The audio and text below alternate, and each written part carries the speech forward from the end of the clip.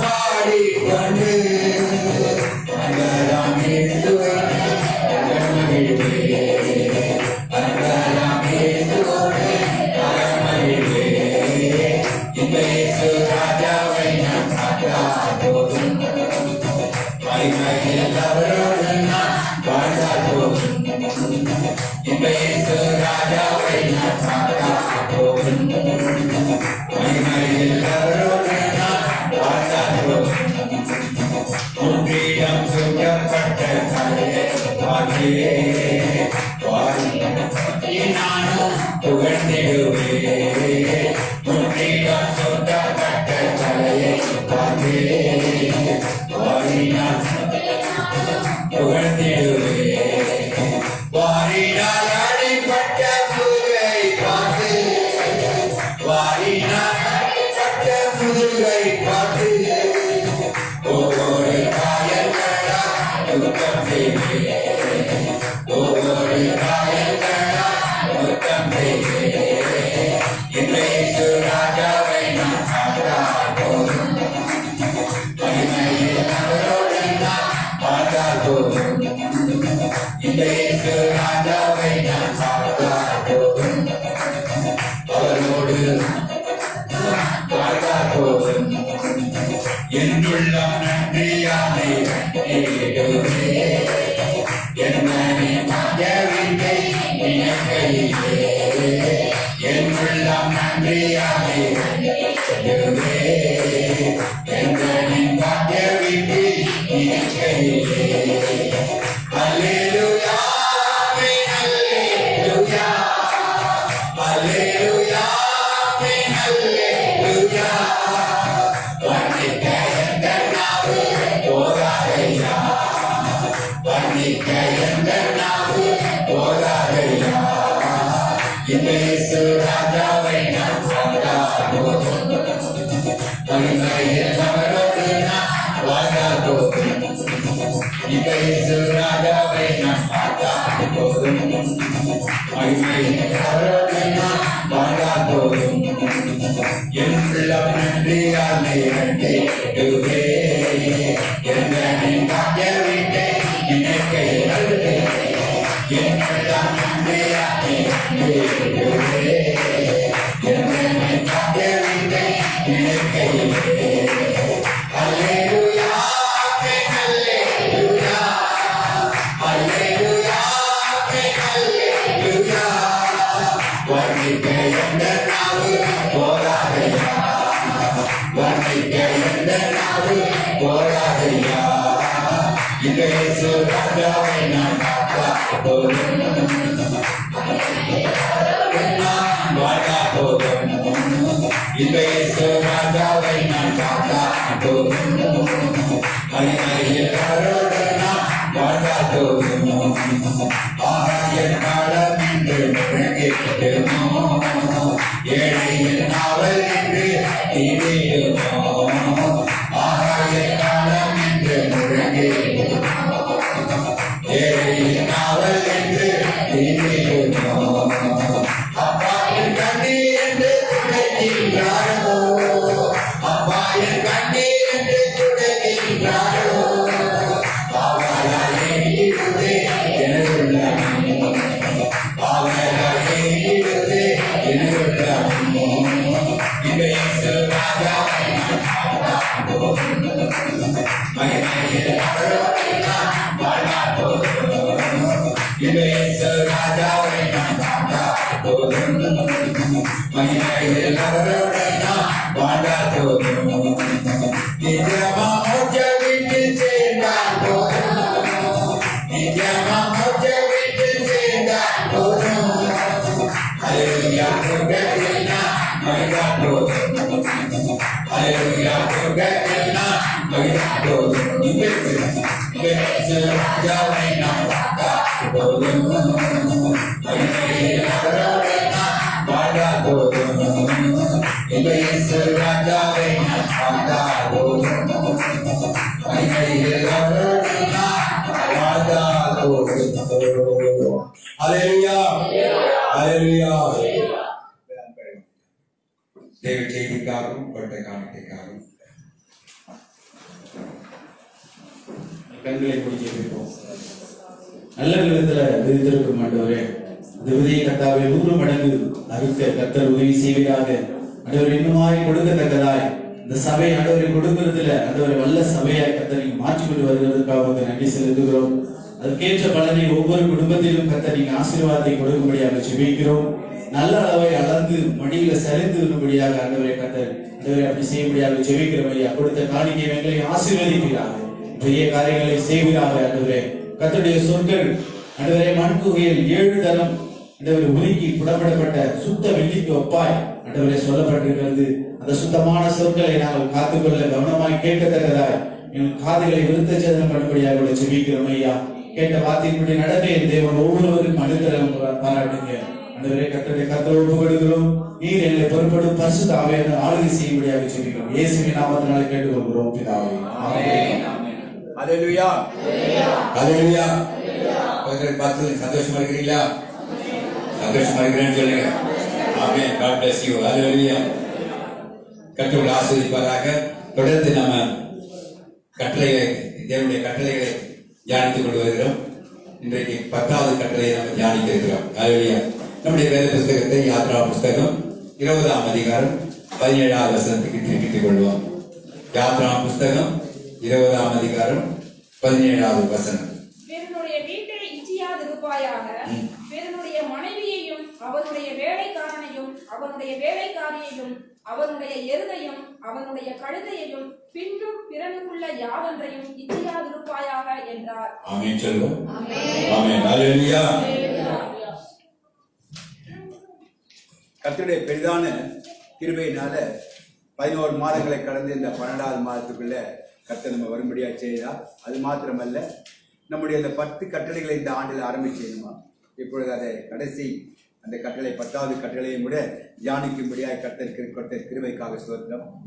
இது பல 1000 ஆண்டுகளுக்கு முன்பாக இஸ்ரவேல் மக்களுக்கு கட்டளையாக கொடுத்த போதும் இன்றைக்கும் அந்த கட்டளைகள் நமக்குள்ளே கிரியை செய்கிறதாக, நமக்கு மிகவும் இன்றியமையாததாக இருப்பதற்காக கர்த்தருக்கு ஸ்தோத்திரம். ஹல்லேலூயா. பல சில புஸ்தகங்கள், சில காரியங்கள் சில வருஷங்களுக்கு முன்பாக எழுதினாக்கா அப்புறம் சொல்லுவாங்க அது அவுட் ஆஃப் டேட் அப்படின்னு சொல்றாங்க. அது ஒரு மாடிஃபை பண்ணணும். ஆனால் தேவனுடைய வார்த்தைகள் ஒரு பொழுதும் மாற்ற வேண்டியது அவசியமே இல்லை. அது சதா காலத்துக்கும் நிலைத்திருக்கிறது என்று பார்க்கணும். அது முதலாவது இந்த கட்டளையினுடைய அர்த்தத்தை நம்ம பார்ப்போம். மீனிங், அதனுடைய அர்த்தம் என்னன்னு பார்ப்போம். இங்கே வாசிக்க நம்ம எல்லாம் பார்க்கும்போது அழகாக சொல்லப்பட்டிருக்குது. பிறனுடைய வீட்டை இச்சியாது இருப்பாங்க. முதல்ல வீட்டை சொல்லப்பட்டிருக்குது. 2வது பிறனுடைய மனைவியையும் அவனுடைய வேலைக்காரனையும் அவனுடைய வேலைக்காரியையும் அவனுடைய எருதையும் அவனுடைய கழுதையும் பின்னும் பிறனுக்குள்ள யாதொன்றையும் இச்சியாதிருப்பாயாக சொல்லும். மற்றதுக்கு முன்பாக சொல்லப்பட்ட சில கட்டளைகள் எல்லாம் ஒரு வார்த்தையில முடிஞ்சது. கொலை செய்யாதிருப்பாயாக, விபச்சாரம் செய்யாதிருப்பாயாக, களவு செய்யாதிருப்பாயாக என்று சொல்லி சிலது ஓய்வு நாளை பரிசுத்தமாய் ஆசிரிக்க நினைப்பாயாக சொல்லி ஒரு வார்த்தையில் சொல்லப்பட்டது. அதனால 10வது கட்டளையை பார்க்கும் பொழுது ஒரு பெரிய ஒரு லிஸ்டே கொடுக்கப்பட்டிருக்கிறது. அது மாத்திரமல்ல, சொல்லப்படாத சில காரியங்களும் மறைந்திருக்கிறத பார்க்கணும். ஆகவே இந்த கட்டளையில் முதலாக நம்ம பார்க்கும்போது 2 காரியத்தை நம்ம புரிந்து கொள்ள வேண்டும். முதலாவது, வேறு ஒருவனுக்கு உரியதை, சொந்தமானதை நம்ம ஒருபொழுதும் விரும்பக்கூடாது, அதாவது ஆசரிக்கக்கூடாது. இச்சை என்று சொல்லும்போது அதை நம்ம விரும்பக்கூடாது, அதை ஆசரிக்கக்கூடாது என்பது நாம் ஒருபோதும் விரும்பக்கூடாதுன்னு சொல்லப்பட்டிருக்கிறது பார்க்க. அதை ஆசரிக்க நம்முடைய பாஷையில் சொல்ல வேண்டும் சொன்னால், மாற்றான் தோட்டத்து கனியை ஒருபொழுதும் என்ன பண்ணக்கூடாது, இச்சிக்கக்கூடாது. அதை சொல்றது என்னன்னு கேட்டால், மாற்றான் தோட்டத்து கனிக்கு மதிப்பும் ருசியும் அதிகம் சொல்லுவாங்க. ஆனால் மாற்றான் தோட்டம் என்று சொல்லும்போது மாற்றானுடையது எதுவாக இருந்தாலும் நம்ம அதை விரும்பக்கூடாது, அதை நம்ம என்ன பண்ணக்கூடாது, ருசித்தும் பார்க்கக்கூடாதுன்னு சொல்லு. பிறனுடையது என்று சொல்லும்போது யார் என்று சொன்னால் நமக்கு பக்கத்தில் இருப்பாங்க, நமக்கு அருகில் இருப்பாங்க. இப்போ நான் ஒபாமா வச்சிருக்கிற வீடு மாதிரி வச்சுக்கலான்னு சொல்லி விரும்புகிற தப்பு ஒன்றும் கிடையாது. ஏன்னு கேட்டால் நான் அது மாதிரி செய்ய போகிறது கிடையாது, செய்யவும் முடியாது. ஏன்னு கேட்டால் அவர் அமெரிக்காவில் இருக்கார். இங்கே பக்கத்தில் இருக்கவங்க தான் நம்ம என்ன பண்ண முடியும், விரும்ப முடியும், அதை வஞ்சிக்க முடியும், அதை அபகரித்துக் கொள்வதற்கு முடியுன்றதுனால ஆண்டவர் சொல்ல பிறனுடையதை என்று அவர் சொல்லும்போது சொல்லப்படுறார். அருகிலுள்ள வீட்டையாவது, அருகிலுள்ள வீட்டில் இருக்கவங்களுடைய இன்னொருத்தனுடைய மனைவியாவது, வேலைக்காரியாவது, வேலைக்காரனாவது, எழுது கழுது வேறு எதுவாக இருந்தாலும் அதை நம்ம இச்சிக்கக்கூடாது. பக்கத்து வீட்டு வேலைக்காரி நல்ல வேலை செய்வார், நம்ம வீட்டில் இருக்க வேலைக்காரி செய்ய மாட்டேன். அப்போ நம்ம என்ன பண்ண முடியாது, அவருக்கு கிடைச்ச வேலைக்காரி மாதிரி நம்மளுக்கு ஒன்று கிடைக்கணும். அவள் இப்படி போகும்போது அவங்களோட சம்பளம் கொஞ்சம் ஜாஸ்தி கொடுக்குறேன்னு சொல்லி நம்ம வீட்டுக்கு வைக்க சொல்லி அதுதான் இச்சு. இப்படி சொல்லி வஞ்சகமாக நம்ம என்ன பண்ணுறது, வேலைக்காரின்றதில் வேலைக்காரன், மற்ற என்ன பண்ண எருது எதுவாக இருந்தாலும் இப்படி சொல்ல எந்த ஒரு காரியமாக இருந்தாலும் நமக்கு சொந்தம் இல்லாத அல்லது நமக்கு எந்த விதத்திலும் நமக்கு உரிமை இல்லாத ஒன்றையும் நாம் என்ன பண்ணக்கூடாது, விரும்பக்கூடாது. உங்கள் வீட்டை பார்த்து நான் ரசிக்கலாம், ரொம்ப அழகாக வீடை கட்டியிருக்கிறீங்க, இந்த மாதிரி ஒரு வீடு நானும் கட்டணும்னு ஆசைப்படுறேன்னு சொல்ல தப்பு கிடையாது. இந்த வீட்டையே எனக்கு வேணும்னு சொல்றதுதான் தப்பு. இந்த வீட்டு எனக்கு வேண்டும். அல்லது உங்க வாகனம் நல்ல வாகனமா இருக்கலாம், அந்த வாகனம் நல்லா இருக்குதுங்க, இந்த மாதிரி எனக்கு ஒரு வாகனம் வேண்டும் சொல்லணுமே தவிர போய் அங்கே கை வச்சு இந்த வாகனத்தை எனக்கு கொடுங்க சாமி ஜெபம் பண்ணக்கூடாது. அப்படி சில பேர் ஜெபம் பண்ணதாக சமீபத்தில் சில நியூஸ் பார்த்தேன். போய் யாருடைய கார்லேயே போய் நீ எதை வாங்கிட்டாலும் இஷ்டப்பட்டாலும் கால் மிதிக்கிற இடத்துல கர்த்தர் கொடுப்பான்னு சொல்லி இன்னொருத்தன் லேண்டில் போய் நீங்கள் போய் நின்று ஆண்டவரே இந்த பூமி எனக்கு சொந்தமாகுன்னு சொன்னாக்கா அது இச்சை. அது ஆண்டவர் ஒரு பொழுது என்ன பண்ண மாட்டார், விரும்ப மாட்டார். ஒருவேளை ஆண்டவர் கொடுப்பான்னு சொன்னாருனாக்கா அது வேற விஷயம். ஆனால் நம்மளா போய் என்ன பண்ண முடியாது, இந்த இடத்துல நல்ல லொக்காலிட்டி இதில் நமக்கு கிடைக்கும்னு சொல்லி ஒரு பொழுது என்ன பண்ணக்கூடாது, நினைக்கக்கூடாது. அதை பார்த்து ரசிக்கலாம், விமர்சிக்கலாம். அதை ஒருபொழுது நம்ம என்ன பண்ணக்கூடாது, சொந்தமாக்கிக் கொள்வதற்கு முயற்சி செய்யக்கூடாதுன்னு. அப்படி செய்வோமானால் அதுதான் இச்சை. முதலாவது அர்த்தம் சொல்றது. இரண்டாவது, தனக்கு உண்டானதை பார்க்கிலும் அயலானுடையதை பார்த்து ஏங்குவதும் விரும்புவதும் இச்சை. எனக்கு இருக்குது, அவனுக்கு தான் இருக்குது, எனக்கு இல்லையாப்பா அப்படின்னு ஒரு ஏக்கம் இருக்குது பார்த்தீங்களா, அதை என்ன பண்ண, அதை எப்படியாவது அடைஞ்சிடணும் அப்படின்னு நினைப்பதும் அதற்காக திட்டங்களை வகுப்பதும் அதே பண்ண இவைகள் எல்லாம் இரண்டாவதாக காணப்படுகிறது. ரெண்டு காரணம். இந்த கட்டளையானது மற்ற கட்டளைகளை காட்டிலும் கொஞ்சம் வித்தியாசமானது என்று பார்க்கணும். காரணம், 9 கட்டளைகளும் வெளிப்புறமாய் காணப்படுகிற ஒரு காரியம்.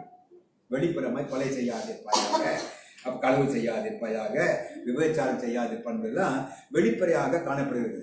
ஆனால் அந்த 10வது கட்டளை இருதயத்தின் அணுகுமுறை, ஆட்டிடியூட் ஆஃப் ஆர்ட் அப்படி சொல்ல.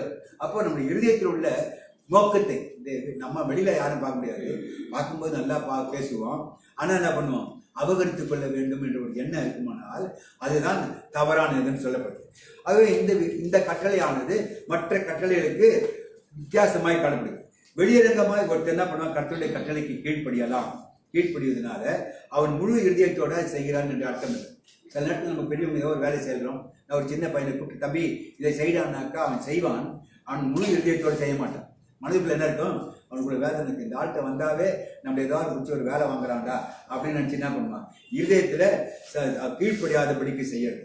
ஆகவே அந்த மாதிரி காரியங்கள் தான் இச்சிக்கன்னு சொல்றோம். வெளியில பார்த்தாக்கா நமக்கு தெரியாது, ஆனால் உள்ளுக்குள்ள என்ன இருக்கும், நமக்குள்ள ஒரு ஆசை, நம்ம அறியாம ஒரு ஆசை அல்லது ஒரு வாஞ்சை விருப்பம் இருக்கும்.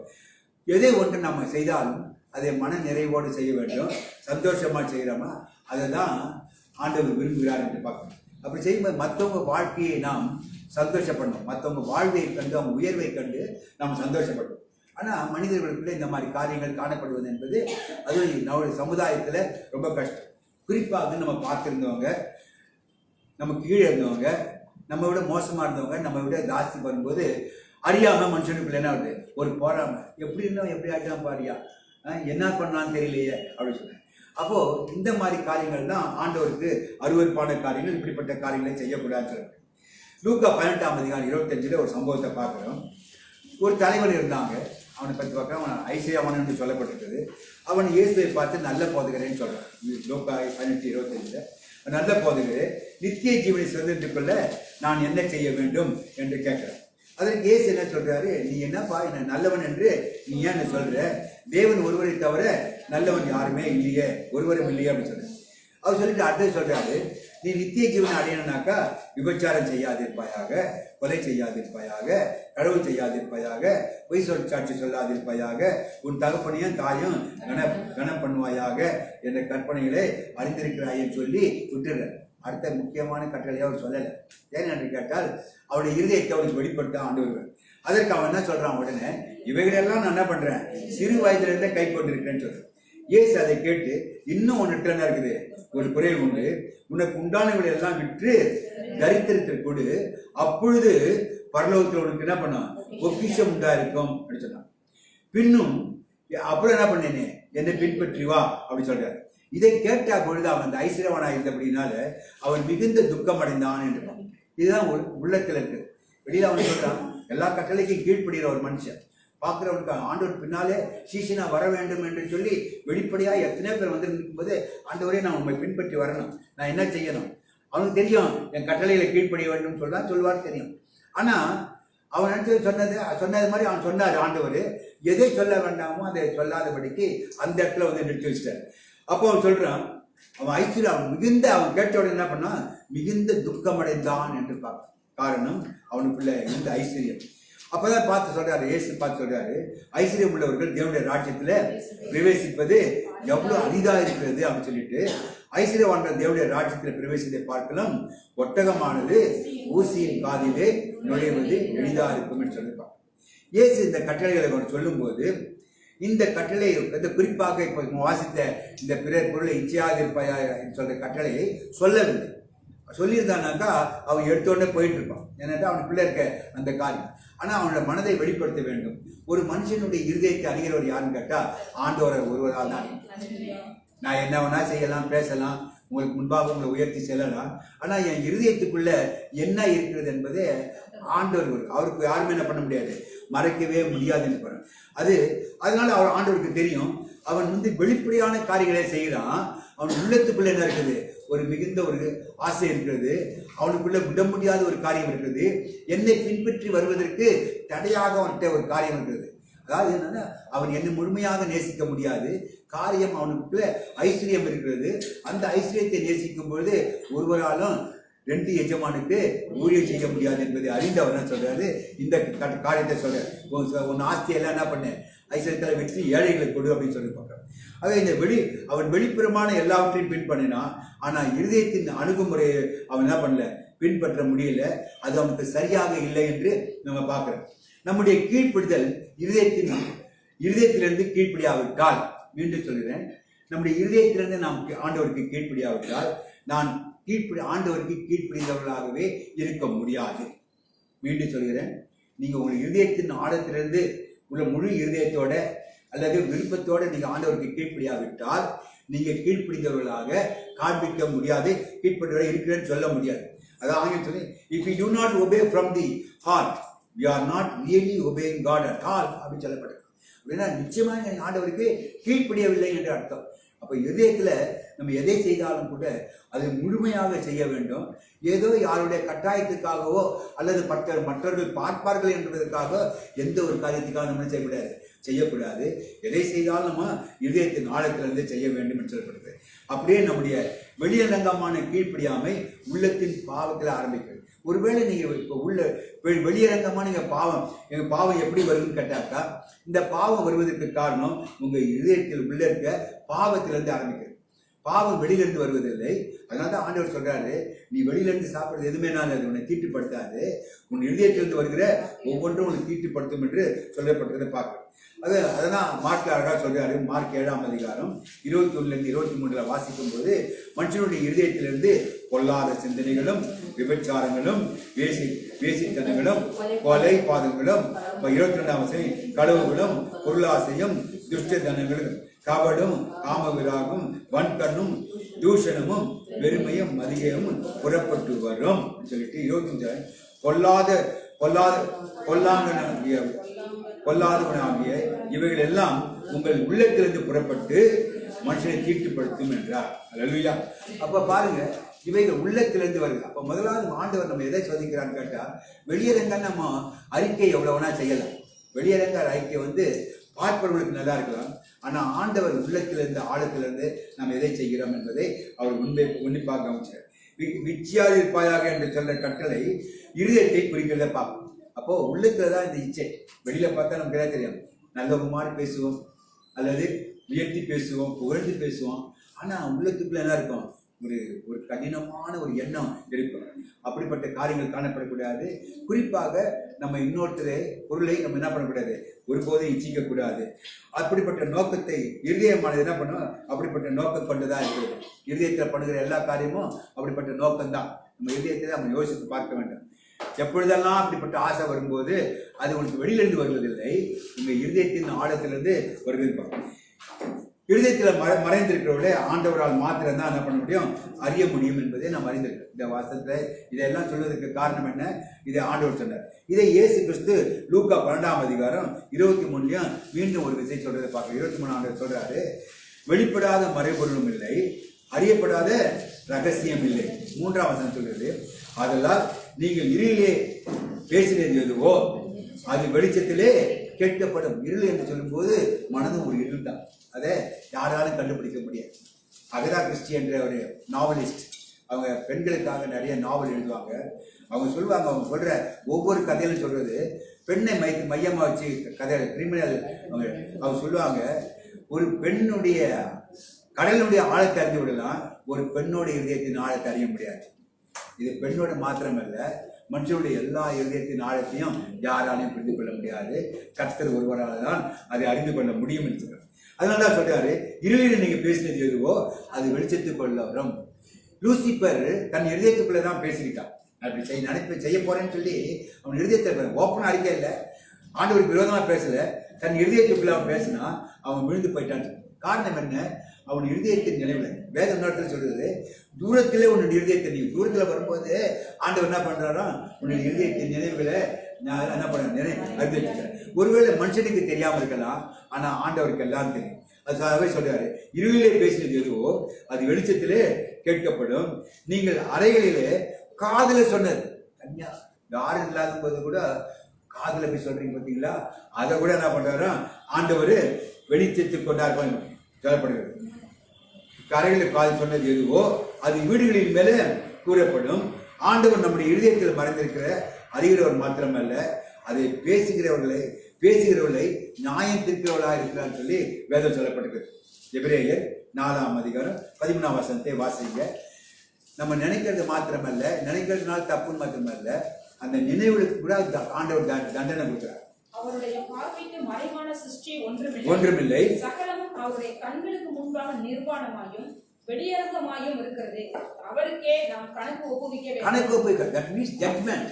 ஆண்டவர் தண்டனை கணக்கு ஒப்புவிக்கணும். என்ன அர்த்தம், நம்ம இதயத்தில் எதெல்லாம் தவறாக நினைக்கிறோமோ, தவறாக இச்சிக்கிறோமோ, அவை எல்லாவற்றுக்கும் ஆண்டவருக்கு கணக்கு ஒப்புவிக்க வேண்டும் சொன்னால், நம்ம அந்த கணக்கில் தவறு இருக்குன்னு தெரியுமானால் நிச்சயமா என்ன பண்ணுவாரு, தண்டனை கொடுப்பான்னு சொல்றாரு.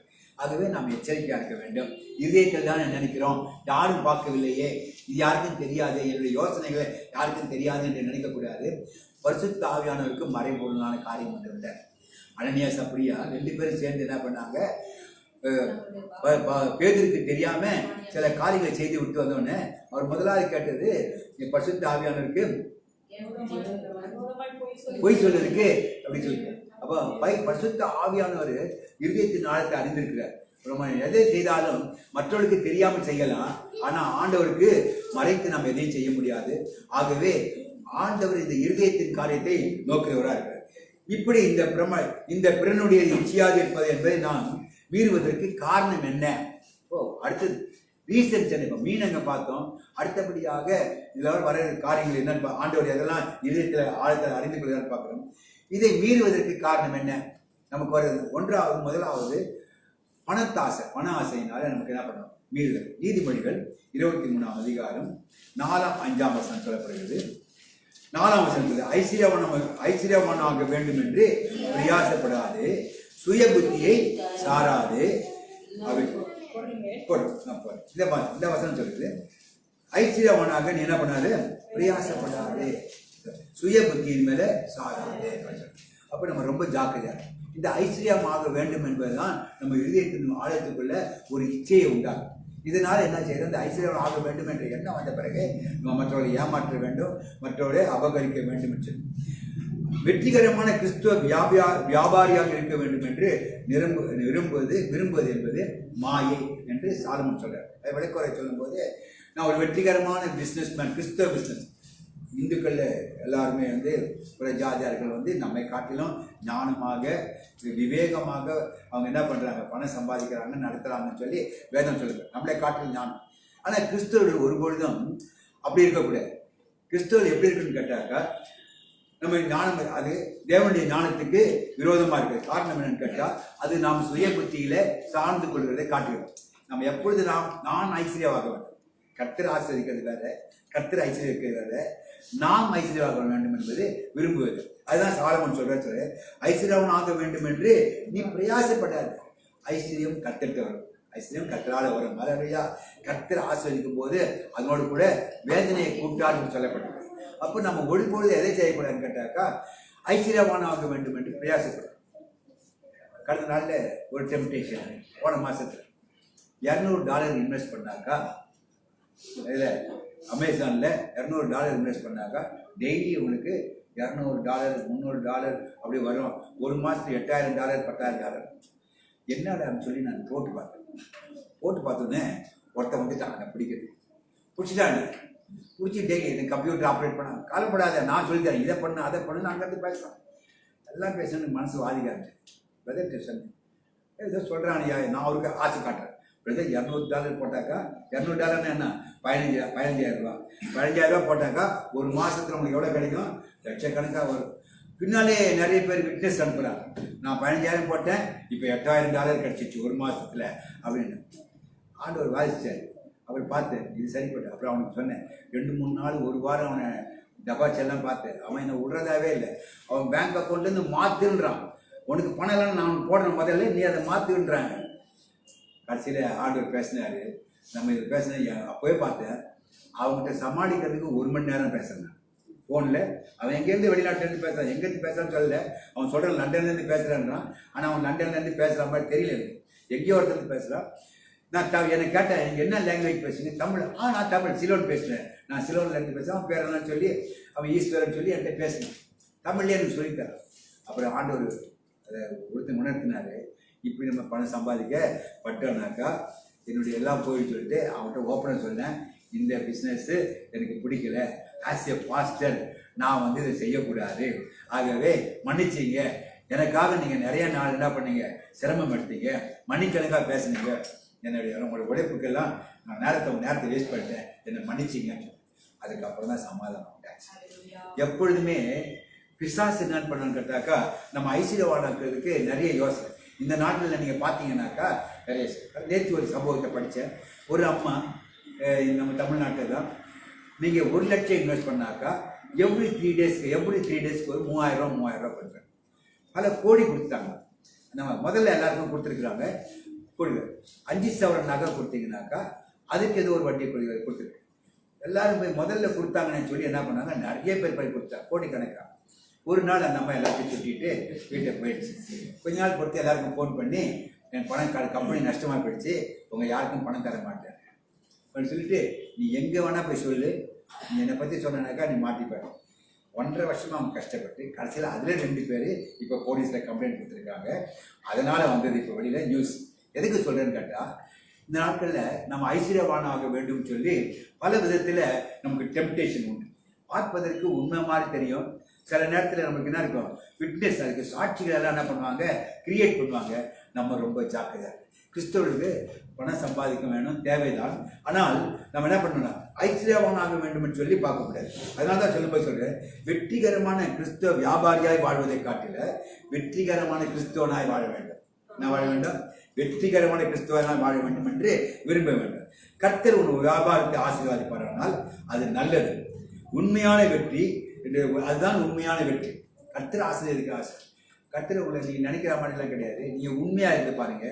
கர்த்தருக்கு கொடுக்க வேண்டிய நேரம், கர்த்தருக்கு செய்ய வேண்டிய காரியங்கள் எல்லாம் செய்யும் பொழுது கர்த்தரோட கையின் பிரயாசத்தை நிச்சயமாக ஆசீர்வதிப்பார். நான் ஒரு முதலீடுமே இல்லாமல் தான் வியாபாரத்தை ஆரம்பித்தேன். ஆனால் எனக்காக யாரோ இன்வெஸ்ட் பண்ணாங்க. எந்த முதலீடும் கிடையாது.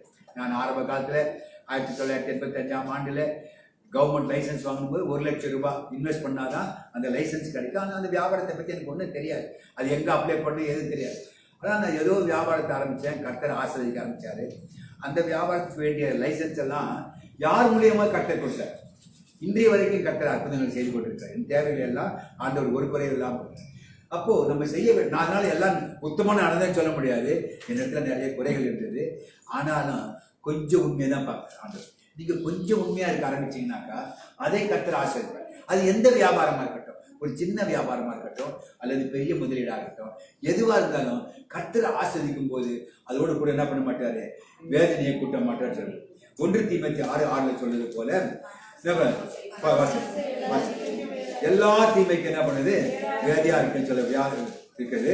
அது மாத்திரமல்ல, இங்க சொல்லப்படும் போதும் என்ற மனமே மனக்கூடிய தேவ பக்தியே மிகுந்த ஆதாயம், லாபம். ஆதாயம் என்று சொல்லும் போது ப்ராஃபிட், அல்லது ஆதாயம். என்ன ஆதாயம் கேட்டா, எனக்கு போதுங்க, எனக்கு இந்த மாசம் இது கிடைச்சது போதுங்க அப்படின்னு சொல்லுவோம். அது இருந்தால் போதும். நம்முடைய வாழ்க்கையிலே ஆண்டவர் குறைவில்லாமல் நடத்தினார்னாக்கா அது போதும். அந்த மாதிரி நமக்கு இருக்க வேண்டும். அது 5ஆம் வசனத்துல சாலமன் சொல்றாரு, ஒரு வசனத்தை சொல்றாரு. சாலமன் என்ன சொல்றான்னு கேட்டா, இல்லாமல் போகும் பொருளுக்காக என்ன பண்ணுன்னா, உன் கண்களை பறக்க விடுவானே. பணம் சம்பாதிப்பது என்பது தற்கால ஆஸ்தி.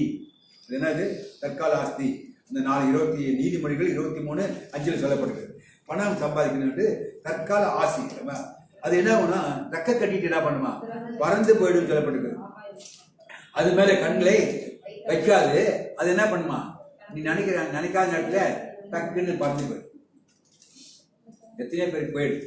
ஒரு மெடிக்கல் எக்ஸ்பென்ஸ் வந்தா எத்தனை லட்சம் காலியா போயிடுது. அப்போ நம்மளுடைய கண்கள் கர்த்தர் கொடுத்தாருனாக்கா அது என்ன பண்ண முடியாது, அது ஒரு மூலையில கிடைக்குது. அப்போ கர்த்தர் ஆசீர்வதிப்பார். அல்லேலூயா. பொருட்கள் மேல் கண்களை வைக்காது. பணம் சம்பாதிப்பது தற்காலிக ஆஸ்தி, அந்தஸ்து. அதை திருடி கொண்டு போவான்னு சொல்லப்பட்டிருக்கிறது. பொட்டுப்பூச்சிகள் அழித்து விடும் சொல்லப்பட்டிருக்கு. அரசாங்கம் இதற்கு வரி விதிக்கும். முட்டாள்கள் இதை அழித்து விடுவார்கள். ஆஸ்தி யார்கிட்ட கிடைச்சா கிடைக்கக்கூடாது. அதை எப்படி ஹேண்டில் பண்ண தெரியலனாக்கா அவன் அழித்து பண்ணுவான், அல்லது அவன் பிள்ளைங்க என்ன பண்ணுவான், முட்டாளா வரும். அதுக்கு என்ன பண்ணுவான், இவர் சம்பாதிச்சு வச்ச கஷ்டப்பட்டு சம்பாதிச்சு வச்சது என்ன பண்ண முடியாது, காத்துக்கொள்ள தெரியாம அவன் அழித்து விடுவான். ஆகவே பணம் என்ன பண்ணுவான், மறைந்து போகும் சொல்லப்படுகிறது. ஆக ஐஸ்வர்யத்தை என்ன பண்ணக்கூடாது, நாடி போவது மாயை. அப்படின்னா என்ன அர்த்தம், இருக்கிற மாதிரி தெரியும், அதெல்லாம் இருக்காதுன்னு சொல்லப்படுகிறது. அது மாத்திரமல்ல, நம்முடைய ஆவியை சோர்வடைய செய்யும். நம்ம நஷ்டம் அடையும் போது என்ன ஆகும், ஐயோ இதெல்லாம் போயிடுச்சே. சமீப காலத்தில் யாரும் சொல்ல விரும்பல. ஒருத்தர் சொன்னார், நான் ஒரு நாளைக்கு 1000 சம்பாதிப்பேன், ஆனால் இப்போ ஒன்றுமே இல்லை, என்னை கவனிக்கிறதுக்கு யாரும் இல்லை, எல்லாம் என் சொந்தக்காரங்கெல்லாம் என்னை ஏமாற்றி எடுத்துக்கொண்டாச்சு. இதே கும்பிடி கொண்டில ஒருத்தர் சொல்லி ஒவ்வொரு நாளும் என்கிட்ட வந்து அவர் ஒப்பாரி வச்சுட்டு போவார். இப்போ பாருங்க, பணம் சம்பாதிக்கிறதுனால நம்ம நிம்மதியாக இருக்கலாம்னு நினைக்க முடியாது. கர்த்தரை சார்ந்திருக்கும் போது தான் நமக்கு சந்தோஷமும் சமாதானத்தை கர்த்தர் கொடுக்குறது. அது மாத்திரமல்ல, பண ஆசையானது ஆபத்தானது, ஏமாற்றக்கூடியது. மற்றவங்க என்ன பண்ணோம், ஏமாற்ற செய்ய முடியாது. அதை கண்ணி என்று அப்போஸ்தலன் பவுல் சொல்றதை பார்க்கிறோம். மேலும் மனுஷரை கேட்டிலும் அழிவிலும் அமிழ்த்துகின்ற மதிகேடுமான பலவிதமான இச்சையிலும் விடுகிறார்கள் என்று சொல்லி சொல்லப்பட்ட தீமையில் சொல்லப்பட்ட வசனத்தை நம்ம பார்க்கிறோம். அது பண ஆசை என்பது நம்ம எதில் போகலாம், மதிகேட்டில் கொண்டு போவோமா, மதிகேட்டில் போகும், அழிவில் கொண்டு போகும், பலவிதமான இச்சைகளிலே விழுந்து விடுவார். அப்போ இந்த இச்சைக்கு காரணம் என்ன, முதலாவது பண ஆசை.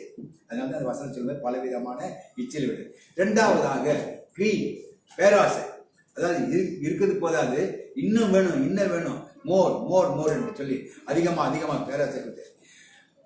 இது ஒரு ஆண்டவர் ஒரு எச்சரிப்பை கொடுக்கிறார். ஒருவனுக்கு திரளான ஆஸ்தி இருந்தாலும் அது அவனுக்கு ஜீவன் அல்ல என்று சொல்லி லூக்கா 12ஆம் அதிகாரம் 13-15 நம்ம வாசிக்கும் போது நீங்க வீட்டில் சென்று பாருங்க. அதுல வாசிக்கும் போது என்ன பண்ணணும், அதை பார்க்கணும். அதுல சொல்றாரு, ஒருவனுக்கு எவ்வளவு திரளான ஆஸ்தி இருந்தாலும் அது அவனுக்கு ஜீவனுக்கு ஈடு அல்ல. அப்படின்னா என்ன அர்த்தம், உன் ஜீவனை இந்த பணத்தை கொடுத்து என்ன பண்ண முடியாது, காப்பாற்ற முடியாது. அதை நம்ம இந்த ஆண்டுல கண் கூட பார்த்தோம். ஒரு பெரிய ஜுவல்லரி துபாயில அவருடைய ஆஸ்தி என்ன பண்ண, பணம்னு ஆஸ்தி இருந்தவனை காப்பாற்ற முடியல. இன்னொருத்தர் ஆயிரக்கணக்கான 10,000 பிரான்ச்சஸ் வச்சிருந்தாரு, அவர் மறிச்சு போனாரு, அவர் அந்த பணம் காப்பாற்ற முடியல. ஏன், நம்முடைய மாண்புமிகு முதல்வர் உலகத்திலே மறித்து போன அவங்களுடைய உயிரை காப்பாற்ற முடியல. நம்முடைய ஜீவனுக்கு ஈடாக இந்த உலகத்தில் என்ன பண்ண முடியாது, எதுவும் கொடுக்க முடியாது. அது கொடுத்தாலும் அதை காப்பாற்றுவதற்கு ஆண்டவருடைய தயவு தான் வேணும்னு சொல்லப்படுது. அது எவ்வளவு என்மை என்பதை நம்ம என்ன பண்ணிட்டோம், இந்த நாட்களிலே சம்பவங்கள்ல நாம் அறிந்து கொண்டிருக்கிறத பார்க்கணும். மேலும் பேராசை, பொறாமை, இச்சை, பெருமை போன்றவைகளை குறித்து தனித்தனியாக நான் ஏற்கனவே உனக்கு பிரசங்கம் பண்ணியிருக்கேன். இந்த ஆண்டு தொடக்கத்துல ஒவ்வொரு தனித்தனியான சப்ஜெக்டை பார்த்துருக்கிறோம். ஆகவே இவைகள் எல்லாம் ஒரு காரணங்கள். இந்த காரணம் பேராசை மாத்திரமல்ல, அதோடு கூட பொறாமை இருக்குது, இச்சை இருக்குது, பெருமை இருக்குது. இவைகள் எல்லாம் நம்முடைய இச்சைக்கு காரணமா இருக்குது. ஆகவேதான் தனித்தனியாக எடுத்ததுனால இன்றைக்கு அவை ஒவ்வொன்றும் மீண்டும் அதை சொல்ல விரும்பவில்லை. இவைகள் எல்லாம் யூடியூப்ல போட்டிருக்கேன், தயவுசெய்து பார்க்கலாம். என் ஃபேஸ்புக் அக்கௌண்ட்லேயே நீங்கள் தெரியுமானா அதை வேண்டுமானால் கேளுங்க, அதை நீங்கள் பார்த்து தெரிந்து கொள்ளலாம். இவைகள் எல்லாம் மிகவும் கொடூரமான பாவங்கள் என்று எழுதப்பட்டிருக்கு. இவைகள் நம்ம பரலோக ராஜ்யத்துக்கு போக விடாதபடிக்கு தடுக்கப்பட்டிருக்கிறது பார்க்கலாம். எத்தனை பேர் நம்ம சபையில டைரியில வசனம் எழுதுறீங்க? எத்தனை பேர்? ஐயா எழுதுறாரு. வேற யாருக்கு எத்தனை பேர்? 2. வேற 3. டைரியில் எழுதுறீங்களா வசனம்? எத்தனை பேர் கொஞ்சம் கை தருவீங்க? 1 2 இருக்கு. உண்மையாக எழுதணும். எல்லாம் டைரி கொடுக்கறதுக்காக கேட்குறேன், டைரி கொடுக்கறதுக்காக இங்கெல்லாம் கை கொடுக்குறேன். சரி, 5-6 பேர் இருப்பீங்களா? சரி, நம்ம எழுதி வைத்துக்கொண்டு வீட்டில் போய் பார்க்கணும். நான் சொல்கிற பிரசங்க சரியா, அதெல்லாம் உண்மையாக இருக்குதான்னு சொல்லி கொஞ்சம் வெரிஃபை பண்ணணும். தப்பாக இருந்தால் இப்படி சொல்கிறது, இப்படி சொல்லிட்டு ஐயான்னு சொல்லி சொல்லலாம், தப்பு ஒன்றும் கிடையாது. அப்போ நம்ம சில போதகர்லாம் வானத்திலேருந்து வந்து நேரடியாக ஆண்டோம் நாங்கள் படித்து தெரிஞ்சு நமக்கு தெரிஞ்சே சொல்கிறோம். அநேக நேரத்தில் இப்படி சொல்கிறதுனால தான் நிறைய பேர் தவறான உபதேசங்களை சொல்லி கேட்டு பண்ணுறோம். சபையில் சரியான உபதேசங்கள் சொல்லப்பட வேண்டும். ஆகவே இந்த காரியங்களை நம்ம கேட்கும்போது வீட்டில் சென்று என்ன பண்ணோம், தியானிக்க வேண்டும் சொல்லப்படும். அதை நம்ம பெற்று இதே நம்ம போய் வீட்டில் தனித்தனியாக மீண்டுமாய் வேத வசனங்கள் எல்லாம் நீங்கள் டைரியில் எழுதி வைப்பீங்களானால் அது எப்போ நமக்கு டைம் கிடைக்குதோ அந்தந்த காரியத்தை உங்களுக்கு ரிவைஸ் பண்ணி பார்க்கும்போது அந்த நம்ம ரிமைண்ட் பண்ணிக்க முடியும். சபையில் சொன்ன பிரசங்கத்தையே சொன்னால் போன வாரம் தான் பேசினார், போன மாதம் பார்த்து இதை பேசினார், இதை தவிர செய்தி தெரியாது. ஆனால் வேதம் ஒரே புஸ்தகம், திரும்ப திரும்ப நம்ம எத்தனை நேரம் படித்தாலும் அதே வசனம் தான் வருகிறது. ஏன் என்று கேட்டால் நம்ம எளிதில் மறக்கக்கூடியது. நம்ம கேட்ட பிரசங்கங்களை நம்ம இந்த சபை மாத்திரமல்ல, நல்ல பிரசங்கங்கள் என்று இருக்குமானால் அதை யார் பிரசங்கித்தாலும் என்ன பண்ணணும், நீங்கள் கேட்க வேண்டும். கேட்டு என்ன பண்ணணும், அவ்வப்போது நம்ம சீர்படுத்திக் கொள்ள வேண்டும் என்று. ஒருவனுக்குள்ள இருக்கிற இச்சை என்கின்ற ஆவி சுவாபம் இருக்குமானால் அவனிடத்தில் அன்பு இருப்பதில்லை. இந்த இச்சை இருக்கிறதுனால என்ன பண்ணணும், அவன்கிட்ட அன்பு இருக்க காரணம் அவன் மற்றவர்கள் இருக்கிறதை தனக்கு சொந்தமாக்கி கொள்ள வேண்டும் என்று நினைப்பதனால அவனிடத்தில் என்ன இருக்கிறது, அன்பு இருக்காது. குணாதிசம். ஒருத்தன்ட்ட இச்சை இருக்குன்னு சொன்னாக்கா அவன் உண்மையை அவனை நேசிக்க மாட்டான். எதுக்கு நேசிக்கிறான்னாக்கா உங்களிடத்திற்கு இருக்கிறத அச்சின்னு போறதுக்காக என்ன பண்ணுவான், நேசிப்பான். ஆகவே இச்சை இருக்கிறவன்ட்ட அன்பு இருப்பது. பரிசுத்த பவுல் சொல்றாரு, எபேசிக்கு எழுதும்போது சொல்றாரு, அவர் அந்த எபேசி சபையை விட்டு போகும்பொழுது அவருக்கு ஒரு அறிக்கை கொடுக்குறாரு. 20ஆம் அப்போஸ்தலர் 20ஆம் அதிகாரம் 33-35 பாருங்க, சொல்றதை பாருங்க. அவர் சொல்றாரு, ஒருவனுடைய வெள்ளியை ஆகிலும் பொன்னை ஆகிலும் வஸ்திரத்தை ஆகிலும் நான் இச்சிக்கவில்லை. 34ஆம் வசனம் சொல்கிறது, நீங்கள் அறிந்திருக்கிறபடி எனக்கும் என்னோட கூட இருக்கிறவர்களுக்கும் வேலை வேண்டியவர்களுக்காக இந்த கைகளே வேலை செய்து.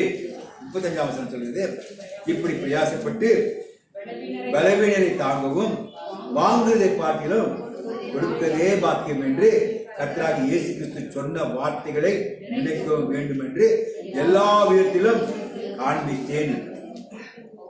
எவ்வளவு பெரிய ஒரு உண்மை, ஒரு சாட்சி. நம்ம ஒரு பொறுப்புல இருக்கிறோம், வீட்டில் இருக்கிறோம், நம்ம வஞ்சிக்காம இச்சிக்காம செய்யறோமா? ஒரு கூட்டு குடும்பம், சகோதரர்கள் சகோதரிகள் இன்னைக்கு என்ன பண்றாங்க, சகோதரியை ஏமாத்தி சகோதரர் சாட்சியும் பண்ணணும், அல்லது ஒருத்தரை ஏமாத்தி இன்னொரு இடத்துக்கு போகணும். நான் அதிகமாக பிரயாசப்பட்டேன். தாவீதை பற்றி ஐயா போன வாரம் பேசிட்டு இருந்தார். சொல்லும்போது சொன்னார், தாவீதுக்கு ஒரு பெரிய கூட்டத்தை வச்சு காப்பாற்றிட்டு இருந்தான். ஒரு சோதனை வரும்போது எல்லாருமே அவனை கல்லெறிய ஆரம்பிச்சார். கல்லெறிஞ்சு அவனுக்கு அப்போ அவன் என்ன பண்ணுறான், ஆண்டவர்கிட்ட போய் மன்றாடினா ஆண்டவர் அதை எழுந்ததெல்லாம் பிரிந்து கொள்ள முடியாது. சிக்லாக்கில் நடந்த சம்பவத்தை சொல்கிறார். சொல்லும்போது அதில் என்ன பண்ணுறாங்க, கொஞ்சம் பேர் கொஞ்சம் தூரம் போயிட்டு என்ன பண்ணுறாங்க, என்னால் இதுக்கு மேலே போக முடியாது, வர முடியாது. அப்புறம் இன்னொரு கூட்டம் போகுது, அவங்க போய் எல்லாத்தையும் வச்சுட்டு வராங்க. வந்த பிறகு என்ன சொல்கிறாங்க, இவங்களுக்கு என்ன பண்ண முடியாது, கொடுக்கக்கூடாது, ஏன்னா இவங்க பிரயாசம் பண்ணல. ஆனால் தாவீது சொல்கிறான், அவங்களுக்கும் கொடுறாரு. காரணம் அவனுக்கு பொருள் மேலே ஆசை இல்லை. இப்போ ஒருவேளை அந்த பாதி பேருக்கு கொடுக்காம இவ்வளோ வரைக்கும் பிரிச்சிருந்தானாக்கா இவனுக்கு கொஞ்சம் அதிகமாகவே கிடைச்சிருக்கும். ஆனால் அவன் அப்படி பண்ணல. பொருள் ஆசை இல்லைன்னா தான் நம்ம மற்றவங்களுக்கு தாராளமாக கொடுப்பதற்கு நமக்கு மனசு வரும். அதுதான் பார்ப்போம். இங்கே சொல்கிறாரு, பவுல் சொல்லும்போது சொல்கிறார் எபேசிய சபைக்கு, நான் உங்ககிட்ட இருந்து எதுவாது இச்சித்தது உண்டா, வஞ்சகமாக பேசியிருக்கேன்னா, தந்திரமாக பேசினா கொடுப்பான்.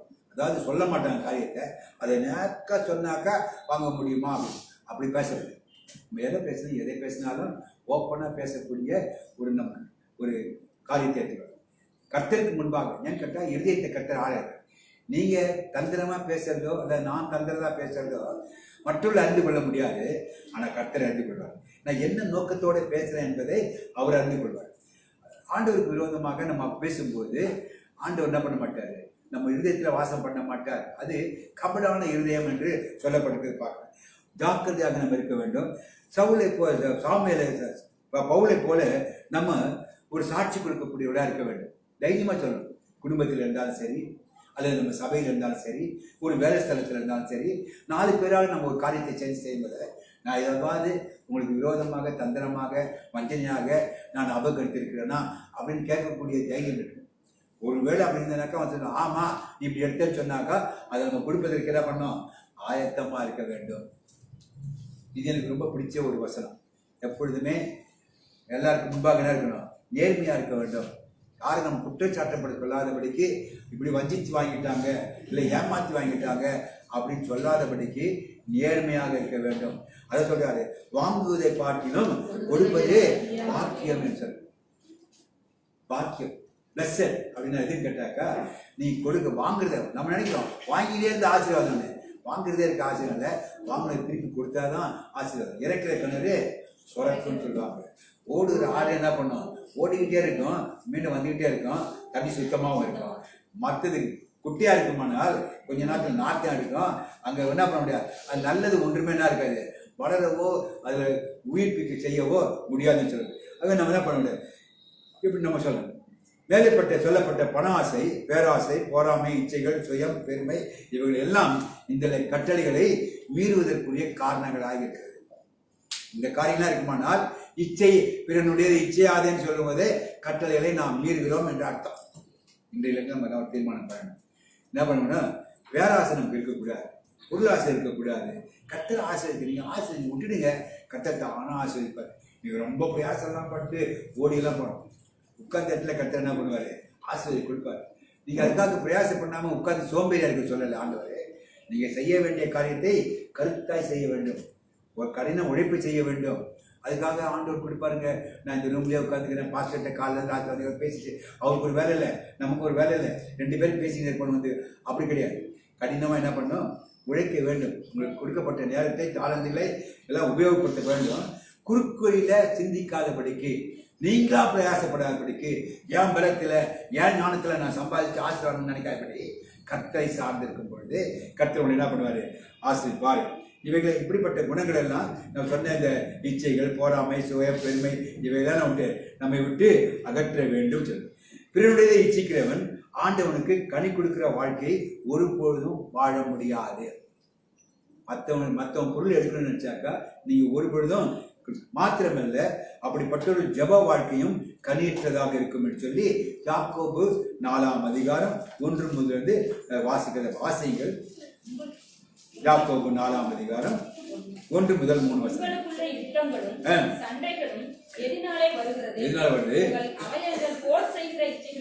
போர் செய்கிற இச்சை வாட கொஞ்சம் நமக்குள்ள அவைகளுக்குள்ள என்ன இருக்குது, போர் செய்யணும். பக்கத்துல இருக்க மற்றவங்க வேற இருக்குது, நமக்குள்ள என்ன பண்ணுது, நம்ம பாடிக்குள்ளே என்ன பண்ணுது, ஒரு போர் செய்கிற ஒரு காரியம் நடந்து கொண்டிருக்குது.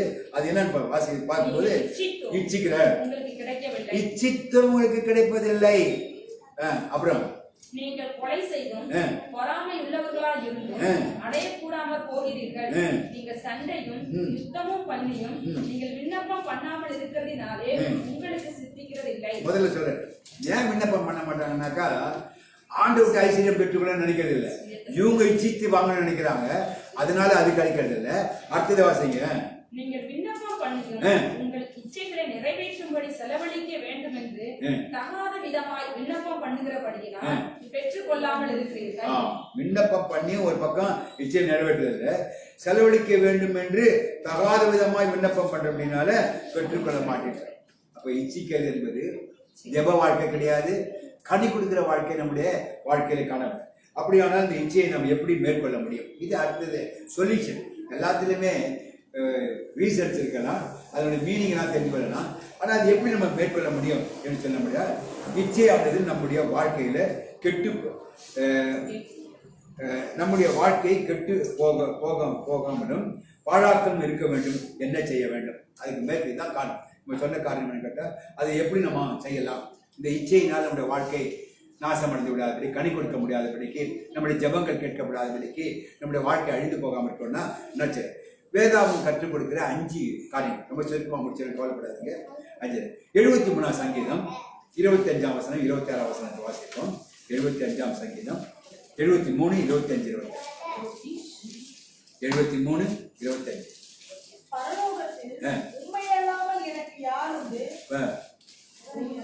பரலோகத்தில் உண்மை அல்லாமல் எனக்கு யார்? இங்க பாருங்க, இங்க இந்த ஆசாப், இந்த சங்கீதம் ஆசாப்பின் சங்கீதம், இதை அவன் அவன் சொல்றான் என்ன சொல்றான், பரலோகத்துல உண்மைக்கு இல்லாம யாரும் ஆண்டவருக்காகவும் நித்திய வாழ்க்கைக்காகவும் ஏங்குகிற ஒரு இதயம் உள்ளவளா இருக்கணும். பரலோகத்தை குறித்து நமக்கு ஒரு வாஞ்சை இருக்க வேண்டும். அது இருக்குமானால் இந்த இச்சையை மேற்கொள்ள முடியும். இந்த இச்சையை நம்ம உள்ள சின்ன பிள்ளைங்களுக்கு கூட நீங்க அவங்ககிட்ட ஒரு பொருளை காமிச்சு, பிறந்த குழந்தையா இருக்கும், 3-4 மாசம் இருக்கும், ஒரு பொருளை பார்த்தா என்ன பண்ணும், ஒரு தூக்கி வச்சா நம்ம பாக்கெட் இருக்க கண்ணாடியை தூக்குது, என்ன பண்ணுது, பெண்ணெல்லாம் தூக்கிட்டு போயிடுது, கண்ணில் வச்சிருக்க கண்ணாடியை பிடிங்கிடுது. அதுக்கு எப்படி அந்த ஆசை வருது? இன்பார்ன் நேச்சர், நம்ம பாவத்துல பிறந்தோம். ஆகவே தாவீது சொல்லுது, என் தாயானவள் என் பாவத்துல கற்பாட்டார். அவளுக்குள்ள இந்த பாவம் இந்த பிள்ளைக்கு வருதுன்னா அது என்ன பண்ணுச்சு, அம்மாவுடைய நேச்சர் அப்பாவுடைய நேச்சர்லாம் என்ன வருது, அப்படியே வருது. எடுத்தோடனே பார்த்து பிடுங்கலான்னு சொல்லுது. இதை பண்ணா பின்னால என்ன பண்ணுது, இன்னொருத்தர் சொத்து அப்படி கிடைக்கலாம் அப்படின்றதுலாம் என்ன வருது பார்க்க. பரலோகத்தில் ஆண்டவருக்காக நித்திய வாழ்க்கைக்காக நம்ம ஏங்கி தவிக்கக்கூடிய ஒரு விருப்பத்தை நமக்கு இருக்க வேண்டும். உண்மை தவிர உண்மை அல்லாமல் எனக்கு யாரும் இல்லை. இது ஒரு அருமையான ஒரு காரியம், ஒரு ஆலோசனை. ஏங்கி தவிர்க்க விருப்பத்தை ஆசாபிற்கு பரலோகத்துல அதிகமாய் இருப்பதை குறித்து அறிந்து கொண்டார். ஆசாப் சங்கீதக்காரன் பரலோகத்தை நமக்கு எத்தனை பேருக்கு பாருங்க, நம்ம யாரும் பரலோகத்தை பார்க்கல, பரலோகத்துல பார்க்காதனால நமக்கு என்ன தெரியல.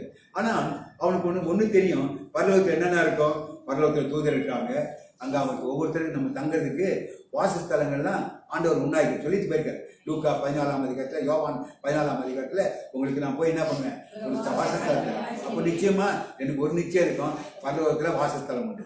அடுத்தது தெரியும் எனக்கு, பரலோகத்துலாம் தங்க வீதிகள் இருக்கும், அங்க பொன்னால் செய்யப்பட்ட வீதிகள் இருக்கும். அது மாத்திரமல்ல, தேவ சிந்தனையுடைய ஜனங்கள், பரிசுத்தவான்கள், பக்தர்கள் அங்க எப்போதுமே இருந்து என்ன பண்ணாங்க, துதித்துக் கொண்டிருப்பாங்க. அது இவைகள் தான் தெரியும், இவர்கள் ஒன்றும் பார்க்கல. ஆனால் அவன் சொல்றான், இன்னைக்கு யார் என்ன ஆசைக்குது, உண்மை அல்லாமல் இவைகள் எல்லாம் இருந்தாலும் கூட அங்க ஆண்டவர்கிட்ட போகும்போது உங்களுக்கு தங்க வீதி இருக்குது, இவனுக்கு தெரிய வாசஸ்தலம் இருக்குது. ஆண்டவருடைய பிரசனத்துல போகும்போது இவைகள் எல்லாம் மங்கி போடுறதா காணப்படுகிறது. அல்லேலூயா. அதான் சொல்றேன், உண்மை தவிர எனக்கு பரலோகத்துல யாரும் இல்லை அப்படின்னு சொல்றேன். அது மாதிரி அப்ப என்ன அர்த்தம், அந்த அந்த அந்த பரலோகத்திலோட ஆண்டோடைய சமூகம் இருந்தா எனக்கு போதும்.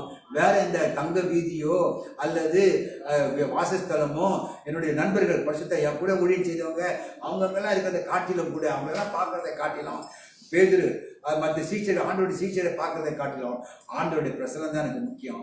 அப்படிப்பட்ட முக்கியமான பிரசனம் இருக்கும்போது எனக்கு என்ன இல்லை, இந்த உலகத்தை பத்தி வாசிங்க தொடர்ந்து. அடுத்தது, பரலோகத்தில் உண்மை இல்லாமல் எனக்கு யார் உண்டு, பூலோகத்தில் உண்மை தவிர எனக்கு வேறு விருப்பம் இல்லை. பாருங்க, இங்க சொல்லப்படுது, பொதுவாக மனுஷர் என்ன பண்ணுவாங்க, மனுஷர்கள் என்ன பண்ணுவாங்க, பூமியில் செழிப்பில் என்ன பண்ணுவாங்க, மகிழ்வாங்க. இப்ப நமக்கு பரலோகம் கண்ணில் தெரியல, ஆனா பூலோகம் தெரியும். பூலோகத்துல செழிப்பான வீடு இருக்குது, நிலங்கள் இருக்குது, தோட்டங்கள் இருக்குது, மிருகங்கள் இருக்குது, நல்ல பணம் இருக்கக்கூடிய, கை நிறைய பணம் இருக்கக்கூடிய காரியங்கள் இருக்குது. பூலோகத்துல எத்தனையோ விதமான ஆஸ்திகள் என்ன இருக்குது, எல்லாம் இருக்குது. ஆனா அவன் சொல்றான், இவைகள் என்ன பண்ண எனக்கு விருப்பம் இல்லை. அப்புறம் இச்சையிலேருந்து விரும்பணும்னாக்கா, இந்த நமக்கு இந்த உலகத்துல ஆண்டவர் அனுபவிக்க கொடுத்துருக்கிறாரு. ஆனா நீங்க இச்சிக்கிறதுனாலயோ, இதை நீங்க எப்படியாவது பொசஷன் பண்ணிக்கிறதுனாலயோ போகும்போது யாராவது எடுத்துட்டு போறோமா? நான் நிர்வாணியா நிர்வாணியா நம்ம என்ன கொண்டு போக முடியும், எதா கொண்டு போக முடியும், இந்த பூமியில நம்ம செய்யற நற்கிரியைகளுக்கு ஏற்ற பலனை நம்ம கொண்டு போக முடியும். ஆகவே நம்ம என்ன செய்யணும், நற்கிரிகள் செய்யணும். பரலோகத்தில் உண்மை மாத்திரமல்ல, பூலோகத்தில் உண்மை தவிர எனக்கு வேற ஆசை இல்லை. பரலோகம் மிகவும் தூரத்தில் இருக்குது, அவைகள் இன்னும் காணல. ஆனா பூமியில நண்பர்கள், உறவினர்கள், நிலம், ஆஸ்தி எல்லாம் இருக்குது. இருந்தாலும் கூட என்ன பண்ணுது, இவைகள் மனுஷனை கவனிச்சிருந்தாலும் கூட அவைகள் வெள்ளம் போல என்ன பண்ணுது, மனுஷனை இழுத்து கொண்டு வருது. எப்போ நம்ம இவையெல்லாம் கவர்ச்சிக்கிறோமோ இச்சிக்கிறோமோ, அதுக்கப்புறம் என்ன பண்ணுவோங்க, அது உங்களை இழுத்துட்டு போயிடும். முதல்ல நீங்க ஆசையா போவீங்க, அதுக்கப்புறம் அது என்ன பண்ணும், நம்மை இழுத்து கொண்டு போய்விடுது. அதனால ஆசா சொல்றான், இவைகள் எவை மேலும் எனக்கு என்ன இல்லை, விருப்பம் இல்லை. கர்த்தரே எனக்கு பரலோகத்திற்கும் பூலோகத்துக்கும் போதுமானவர். நம்ம எத்தனை பேர் சொல்லணும்? ஒருவேளை மற்றவங்க பார்த்து நான் இன்னும் அப்படி வரலையேன்னு நினைக்கிறவங்க சொல்லுங்க, இந்த கர்த்தர் பெரிய ஆஸ்தி. அல்லேலூயா. சங்கீதக்காரன் 119 சங்கீதத்தை சொல்றான், கர்த்தரின் பங்குன்னு சொல்றான். ஆண்டவர் என்ன சொல்றாரு, பழைய ஏற்பாட்டில் பார்க்கும்போது லேவியராம் கொடுக்கும்போது அவனுக்கு சொத்தெல்லாம் பிரிச்சு கொடுக்க வேண்டாம், நிலம்லாம் கொடுக்க வேண்டாம், அவனுக்கு என்ன இருக்கு, நானே அவங்க பங்கு. அதனால என்ன ஆச்சு, 12 கோத்திரத்தாரும் தசமபாகம் காணிக்க கூடாது, அவங்ககிட்ட கொண்டுறாங்க. அல்லேலூயா. கர்த்தர் நம்முடைய பங்கா இருக்குமானால், கர்த்தரை நம்ம பங்கா எடுத்துக்கொள்வோமானால் ஆசீர்வாதம் எல்லா பக்கத்திலும் வந்து தேடி வந்து கொடுப்பாங்க. அல்லேலூயா. அல்லேலூயா. இன்னைக்கு நிறைய பேர் நினைக்கிறாங்க தசமபாகம் கொடுக்க கூடாது, நீங்க கொடுக்காம போட்டோம் எங்களுக்கு கர்த்தர் கொடுப்பாரு. அல்லேலூயா. அதனால இவங்க பிரசங்கத்தெல்லாம் பார்த்து நம்ம பதில் சொல்லிக்கிட்டு எது சரி தப்பெல்லாம் கிடையாது. ஆண்டவர் சில காரியத்தை கொடுத்திருக்கிறார். சில காரியத்தை ஊழியக்காரங்கள் பொசஸ் பண்ணக்கூடாது. என்ன, இந்த உலகத்திற்குரிய காரியங்களை தங்களுக்கு என்று செய்யாவிட்டால் தான் இந்த காரியங்கள் பலிக்கும். அதை விட்டுட்டு ஊழியத்தில் பணம் கிடைக்குது, எனக்கு சொத்து வாங்கணும், சுகம் வாங்கணும், நான் அந்த பணத்தெல்லாம் எடுத்து போடணும் அப்படின்னு சொன்னாக்கா அவன் நரகத்தில் தான் போயிடலாம். அந்த ஊழியக்காரர் நரகத்தில் தான். நம்ம எதை செய்தாலும் ஆண்டவருடைய மகிமைக்காக செய்ய வேண்டும். அதை ஒரு ஆஸ்தி ஆஸ்தி சேர்த்து வைக்கிற தப்பு ஒன்றும் கிடையாது. ஆனால் பின்காலத்தில் யார் உபயோகிப்பாங்க, அதுதான் முக்கியமான காரியம். அது ஊழியத்துக்காக இருக்குமா, அல்லது உங்கள் சொந்த உபயோகத்துக்காகவும் உங்கள் பிள்ளையுடைய ஆதாயத்துக்காக இருக்குமா? ஊழியத்துக்காக இருந்தால் பரவாயில்ல. அவங்க சொந்தத்தில் நம்ம வீடுக்கெல்லாம் கட்டி மாடி வீடுலாம் கட்டி சபையெல்லாம் என்ன பண்ணலாம், வீடாக மாற்றி வாடகை வாங்கி என் பிள்ளைங்க சாப்பிட்டோம் அப்படின்னாக்கா அது தவறு. அதை நம்ம இச்சிக்கக்கூடாது. இப்போ ஒரு தேவ மனுஷன் இப்படி ஆசாப்பு சொல்கிறான், இவைகள் மேலே என்ன பண்ண எனக்கு ஒன்றும் விருப்பம் இல்லை, கர்த்தரே பரலோகத்துக்கும் பூமிக்கும் போதுமானவர். சொல்லுங்க, கர்த்தரே எனக்கு போதுமானவர். அல்லேலூயா. நம்முடைய விருப்பம் அப்படி இருக்குமானால் நாம் பிறனுடையதை என்ன பண்ண மாட்டோம், இச்சிக்க மாட்டோம். நம்ம விருப்பம் பரலோகமா இருக்குமானால், இந்த பூலோகத்தில் எனக்கு விருப்பம் இல்லாமல் இருப்பானால் நம்ம என்ன இன்னொருத்தனை போய் எடுக்க போறாரு, கர்த்தர் எனக்கு எல்லாத்தையும் கொடுக்க போறாரு. பொருளுக்காக சண்டை, பகை, கொலை போன்ற பாவங்கள் செய்யவும் மாட்டோம். ஒருத்தர் கொடுக்கலையா குட் பை, தேங்க்யூ, பரவாயில்ல, நோ ப்ராப்ளம், கர்த்தர் ஆசிரியப்பார்.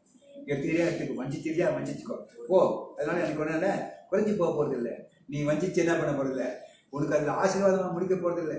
அது உன்னை விட்டு ஒரு நாளைக்கு என்ன பண்ண போகுது, ரெக்க கட்டிட்டு கிளம்புது. ஆக இச்சையை எதிர்க்க வேதம் கற்றுக் கொடுக்கிற 2ஆம் பாடம், ஆண்டவரே நம்முடைய விருப்பமாக இருக்க வேண்டும். நம்முடைய விருப்பம் யாரு, ஆண்டவராக இருக்க வேண்டும் சார். அடுத்தபடியாக பார்க்கிறோம் இன்னொன்று, சங்கீதம் 37ஆம் சங்கீதம் 1 முதல் 4 பார்க்கும்போது பார்க்கிறோம். 3ஆம் சங்கீதம் சொல்கிறது, கர்த்தரை நம்பி நன்மை செய்யும். கர்த்தரை நம்பி என்ன பண்ணுமா, நன்மை செய்யணும். யாரை நம்பணும், கர்த்தரை நம்பி செய்யணும். பேருக்காக புகழுக்காக நமக்கு ஒரு பதவி வரும்னு சொல்லி நன்மை செய்வது. பதவி அடுத்த மாதம் எலெக்ஷன்னாக்கா, அடுத்த வருஷம் எலெக்ஷன்னா இப்பவே நன்மை செய்யாம ஊர் தேடி போய் பார்க்குறாங்க, ரொம்ப விசாரிக்கிறாங்க. அவங்க வீட்டு ஒரு காசு வாங்கி கொடுத்து ஒரு போட்டோ போடுறாங்க. ஆனால் அதுக்கப்புறம் இவங்க பார்க்குறதுக்கு நம்ம நாயோன்னு நிற்கணும். அது எங்கே இருக்கான்னு தெரியாது, அவன் பியூனோட பார்க்க முடியாது. ஆனால் அப்படிப்பட்ட காரியங்கள் நீ சொல்றது நன்மை செய்யும் அப்படின்னாக்கா, கர்த்தரை நம்பி செய்ய, கர்த்தர் உன்னை ஆசீர்வதிப்பார், கர்த்தர் அதுக்கு பலனை கொடுப்பார்னு சொல்லி. பக்திக்குரிய வாழ்க்கையானது கர்த்தரை சார்ந்து வாழ்கிற வாழ்க்கை. நான் பக்தியா இருக்கிறேன் அப்படின்னு சொல்லிட்டு சிலுவை போட்டுக்கொள்வதோ அல்லது வசனத்தை போட்டுக்கொள்வதோ, என்ன மாதிரி ஒயிட் அண்ட் ஒயிட் போட்டுக்கிட்டு போற இடத்துல சுற்றுவதோ அது பக்திக்குரிய வாழ்க்கை இல்லை. நம்முடைய வாழ்க்கை எப்படின்னு கேட்டாக்கா, கர்த்தரை சார்ந்து வாழ்வது. கர்த்தரை ஆசீர்வதிப்பார். நான் செய்ய வேண்டிய கடமைகளை செய்ய வேண்டும் என்று செய்யும் பொழுது கர்த்தர் என்ன பண்றது, ஆசீர்வதிக்கிறார். அதை கர்த்தரை நம்பி வாசிக்கிறது, சார்ந்து வாழ்றது. அவருடைய தயவு, அவருடைய நடத்துதல், அவருடைய வாக்கு தத்தம், கிருபை போன்றவரை நம்பி சேவை செய்யும். கர்த்தரை சார்ந்திருக்கிற வாழ்க்கை என்ன, விசுவாசம் அவர் மேலே சார்ந்திருக்கணும், அவர் மேலே நம்பிக்கை இருக்கணும், நன்மை செய்யணும். வாக்கு தத்தங்களை என்ன பண்ணணும், உறுதியாய் பற்றி கொள்ள வேண்டும். வாக்கு தத்தங்களை வீட்டில் வைக்கிறதோடு சரி, அப்புறம் நம்ம சொந்தமாக ஒரு லிஸ்ட்டை போட்டுக்கிட்டு வாழ்க்கையை நடத்துவது அல்ல. நம்முடைய வாழ்க்கையானது கர்த்தருடைய வார்த்தையை நம்பி சார்ந்து சேவை செய்ய வேண்டும். கர்த்தரை நம்பி வாழ்கிறேன்னு சொல்லிவிட்டு நம்ம விருப்பம் போல ஒரு பெட்டியில போட்டு வாழ்றது, இப்படிதான் நான் வாழ்வேன், அது கர்த்தரை நம்பி வாழ்கிற வாழ்க்கை அல்ல, அது சுயத்தை நம்பி வாழ்கிற வாழ்க்கை. கர்த்தரையே நம்ப வேண்டும், நன்மை செய்ய வேண்டும், கர்த்தருக்கு மன மகிழ்ச்சியா இருக்க வேண்டும். வசனம் வாசிங்க, அந்த வசனத்தை 4ஆம் வசனத்துல, கர்த்தரிடத்தில் மன மகிழ்ச்சியாயிரு, அவர் உன் இருதயத்தை மாற்றினார். நீங்க கர்த்தர்கிட்ட மன மகிழ்ச்சியா இருக்கு, சந்தோஷமா இருங்க. ஒரு ஜெபம் பண்ணி பாட்டு பாடி எப்பொழுதுமே சந்தோஷமா இருங்க. எதை கொடுத்தாலும் சந்தோஷமா இருங்க. எல்லா சூழ்நிலையும் சந்தோஷமா இருங்க. உங்க மனதின் விருப்பத்தை நிறைவேற்ற. அப்ப நான் எதுக்கு இன்னொருத்த போய் இச்சிக்கணும்? நான் எதற்காக இன்னொருத்ததை இச்சிக்கணும்? நான் நினைப்பேன் நீங்களாம் கை தட்டுங்கன்னு பார்த்தேன். அது அருமையான. நான் எனக்கு ஆண்டவர் மேலே சந்தோஷம் இருந்துச்சுன்னாக்கா நான் என்னத்துக்கு இன்னொருத்த பொருளை இச்சிக்கணும்? என் மனதின் விருப்பத்தை அவர் நிறைவேற்றுகிறார். இது அநேக சமயத்துல பார்த்துருக்கேன். ஒவ்வொரு நாளும் சின்ன விஷயம் நான் நினைச்சா கூட ஆண்டவருக்கு நினைப்பேன். கொஞ்ச நாளைக்கு முன்னால இந்த இதை கொடுத்தவர் வந்தார். ஒரு 15-20 நாளுக்கு முன்னால வந்து இன்னும் நிறைய இதெல்லாம் ஃபாரின் திங்ஸ் எல்லாம் காட்டினாரு. எங்கிட்ட பணம் இல்லை, நான் வேற அதாவது எந்த பணம் இல்லை அதை வாங்கும்போது. அது அவர் எதாவது காமிச்சாரு, நாங்கள் ஒன்றும் வாங்கலை. கடைசியாக நிறைய வாட்சி காமிச்சார். நான் வாட்சி ரொம்ப நாளை கட்டுறது கிடையாது. ஆகவே வச்சுட்டேன். என்கிட்ட இருந்த வாட்சி 2-3 இது கொடுத்தேன். அப்புறம் எனக்கே வாட்சி இல்லாமல் போச்சு. பரவாயில்ல, இப்போ நான் கால் பண்ணேன். காட்டின வாட்சின்னு சொன்னால் 2000-3000 அமைச்சினாரு. ஒரு ஆசை வந்துச்சு. வெதர் இருக்க சொன்னேன், நிறைய வாட்செல்லாம் பண்ணிருக்கேன், அது டூப்ளிகேட் இருக்க வாங்காதீங்க. சரின்னு விட்டுட்டேன். அமேசானில் பார்த்தேன். நான் வீட்டுக்கு என் மகன் வீட்டுக்கு போனேன். அதை போனால் ஒரு வாட்சி இருக்கு. இது மன விருப்பம். என் மனைவிட்டோட சொல்லிட்டு தான் வாங்கி கொடுத்துருப்பாங்க. அப்பயே அவர் சொல்ல அவர் வாட்சியை கட்ட மாட்டேன்றாரு. அப்போதான் ஆசை வச்சேன். அதுக்கு முன்னாடி ஆசை வைக்கல, மனசுலேயே கிடையாது. அப்போ அவன் காமிச்ச உடனே இவ்வளோ வாட்சிமா ஃபாரின் வாட்செல்லாம் சொல்றாரு அப்படின்னு சொல்லிட்டு பார்த்தோம். இப்போ அது ஓடலை, அது எப்படி செட் பண்ணி அதையும் சொல்லிட்டு பார்த்துச்சுன்னா டைம் கேட்கல. நேற்று 9 மணிக்கு நின்றுது. தம்பி செட் பண்ணி கொடுத்தாரு. அவர் போன பிறகு நின்று போச்சு. ஆனாலும் எதுக்கு கட்டிருக்கேன்னு கேட்டாக்கா கத்தர் கொடுத்தாரு, ஓட வைப்பாரு. அப்போ பாருங்க, நம்ம மனதின் விருப்பத்தை கத்தர் கொடுக்கும் போது நான் எதுக்கு இன்னொருத்தர் இந்த பிரதர் நல்ல வாட்சி கட்டிருக்காரு அப்படின்னு அது மேலே கண்ணு வைக்கணும்? எனக்கு தேவையே இல்லை. என் மனதின் விருப்பத்தை நான் செய்ய வேண்டியதுதான். கர்த்தருக்குள் மகிழ்ச்சியா அதை நம்ம கட்டணும். எப்பொழுதும் கர்த்தருக்குள். அதான் சொல்றாரு, நெகமியா சொல்லும்போது சொல்றாரு, கர்த்தருக்குள் மகிழ்ச்சியா இருப்பதே பலன். என்ன நமக்கு பல வீணமே இச்சையில நான் விட மாட்டேன், மற்ற காரியத்தை செய்ய மாட்டேன், பாவம் செய்ய போக மாட்டேன். எனக்கு பலன் இருக்குது. எது எனக்கு விரோதமா என்ன காட்டிலும் பெருசா ஒரு ஆள் இருந்தா கூட என்ன அசைக்க முடியாது. அதை நான் சோர்ந்து போவதே கிடையாது. ஏன் என்று கேட்டால் நான் கர்த்தருக்குள்ளே மகிழ்ச்சியா இருக்கிறேன். கர்த்தரின் பங்கா இருக்கிறார். கர்த்தரின் பரலோகத்துல அவரே வைத்திருக்கிறார். எனக்கு அவரை போய் பார்க்கும் பொழுது இந்த பூலோகத்தின் காரியங்களும் பரலோகத்தின் காரியங்களும் அங்க இருக்கிற பொண்ணு வெளியும் கூட அற்பமா தெரியும் பொழுது ஏன் நான் பிறனுடையதை இச்சிக்க வேண்டும்? அல்லேலூயா. நம்ம பிறன் யோசிக்கும் போது அவன் நல்ல பைக் வச்சிருக்கிறான், நல்ல கார் வச்சிருக்கிறான், நல்ல வீடு வச்சிருக்கிறான் அப்படின்னு நினைக்கும் பொழுது நீங்க நினைங்க கர்த்தரை என் பங்கா இருக்காங்க. அப்போ சொல்லணுங்க, இந்த ஜெபத்தை எழுதுங்க. பரலோகத்துல இந்த பாட்டு நான் பாடுறேன், உண்மையெல்லாம் பரலோகத்துல எனக்கு யாரும் இல்லைன்னு சொல்லி. உண்மையாகவே பரலோகத்துல போனாலும் கூட அங்க இருக்க பொண்ணும் வெள்ளியும் வெளியேறப்பட்ட கற்களும் நமக்கு அங்க நம்ம வாஞ்சிக்க போறதில்லை, செய்ய போறதில்லை. அங்க கர்த்தர் தான். பூலோகத்துல அவரை தவிர நமக்கு வேற விருப்பம் இல்லை அப்படின்னு சொல்லுவோம். நமக்குள்ள ஒரு மனரம்யமான வாழ்க்கை வந்துருங்க. இன்னைக்கு மனரம்யம் இல்லாம ஏங்கி கொண்டிருக்கிறதுக்கு காரணம் என்னன்னு கேட்டா, ஐயோ அவங்க இவ்வளவு வச்சிருக்கிறாங்களே, அவ்வளவு வச்சிருக்கிறாங்களே, பேங்க் பேலன்ஸ் இல்லையே அப்படின்னு காரணம் வர்றது காரணம் என்னன்னு கேட்டாக்கா, நம்ம விருப்பம் ஆண்டவராக இல்லை, நம்முடைய விருப்பம் வேற ஏதாவது இருக்கிறதுனால திருப்தி ஆகுதில்லை. எனக்கு உண்மை தவிர வேற விருப்பம் இல்லைன்னு சொல்லிட்டு பாருங்க, கர்த்தரோட ஆசிரியர் ஆரம்பிச்சிருவாரு. அல்லேலூயா. ஆனா உண்மையாகவே சும்மா சொல்லிட்டு மந்திரம் சொல்றது இல்லை, இது சொல்றது மாத்திரம் இல்லை, சொல்லும் போது கர்த்தர் உங்களை அப்படியே மாற்றிக்கொண்டே வருவாங்க. அல்லேலூயா. எந்த பொருளுக்கும் யாரு இன்னை வரைக்கும் என் மகனோட என்ன கார் வச்சிருக்கான், என்ன நம்பரு ஒன்றும் தெரியும், மாடல்கள் ஒன்று தெரியுது. எனக்கு அந்த காலத்துல இருந்து கூட இந்த யார் என்ன கார் வச்சிருக்காங்க, அந்த நம்பரு, அதோடைய மேட்டி மேலாம் ஒன்றும் தெரியாது. அதாவது சொன்னா கேட்டுப்பேன், அவ்வளோதான் அப்படின்ட்டு. அதுவே நம்ம கர்த்தர் நம்ம விருப்பமா இருப்பார். கொஞ்சம் நம்ம சொல்லி பாருங்க, ஒவ்வொரு நாள் எனக்கு நீர் தான் விருப்ப மாட்டேன், உண்மையெல்லாம் எனக்கு வேற விருப்பம் இல்லைன்னு சொல்லி பாருங்க. கர்த்தரோட ஆசிரியப்பார். பிறனுடையதை இச்சிக்காதபடிக்கு செய்வார். இன்னொருத்தர் பொருள் எடுத்துட்டாலும் உங்க மேல ஒருத்தரையும் குற்றம் சொல்ல மாட்டாங்க. அவகரிச்சிட்டாங்க, அதை கொடுக்க மாட்டேன்றாங்க அப்படின்னு சொல்றத சொல்ல மாட்டீங்க, சொல்ல விட மாட்டார் கர்த்தர். காரணம் கேட்டாக்கா கர்த்தரே நமக்கு பிரியமா இருக்கு. அடுத்தபடியா 3வது இன்னொரு காரியத்தை பார்ப்போம். 37ஆம் சங்கீதம் 16ஆம் வசனம். நீதிமானுக்குள்ளது, நீதிமானுக்குள்ள அது வசனம், அநேக துன்மார்க்கருக்குள்ள செல்வ திரட்சியை பார்க்கிறோம், அநேக துன்மார்க்கத்தை பார்க்கலாம், கொஞ்சமே நல்லது. அப்படின்னு என்ன அர்த்தம்? எனக்கு என்ன இருக்குதோ அதுவே நல்லது அப்படின்னு நினைச்சோம்னாக்கா நம்ம இன்னொருத்தர் என்ன பண்ண மாட்டோம், ஆசிரிக்க மாட்டோம். நான் பெருசாக சொல்ல நேரம் போய்கொண்டிருந்து அடுத்தபடியாக இன்னொரு காரியத்தை பிரசங்கி சொல்றாரு. 3ஆம் அதிகாரம் 12-13 இந்த உலகத்துல என்ன இருக்குன்னு கேட்டால் மகிழ்ச்சியா இருப்பதும் உயிரோடு இருக்கிறதிலே நன்மை செய்வதுமே அல்லாமல் வேறு ஒரு நன்மையும் மனுஷனுக்கு இல்லை என்று அறிந்திருக்கிறேன். இந்த பிரசங்கி இதுபோல அவர் என்ன பண்ண, பெரிய ராஜா சாலமன் எல்லாத்தையும் என்ன பண்றாரு, எதுல இன்மை இருக்குது எது நன்மைன்னு சொல்லி ஆராய ஆரம்பிக்கிறார். பணம் கொழுப்பு நான் சின்னக்க நிறைய வச்சு டைம் பாஸ் பண்ணல, சத்திரி யாரும் கிடையாது. இப்ப என்ன பண்றாரு, ஒரு ஆராய்ச்சி, நல்லதுதான் அந்த ஆராய்ச்சி, நமக்கு பின்னால பிரயோஜனப்படுது. என்ன சொல்றாரு, மகிழ்ச்சியா இருப்பதும் உயிரோடு இருக்கிறதுல நன்மை செய்யும். செத்துவிட்ட பிறகு நம்ம என்ன செய்ய முடியாது.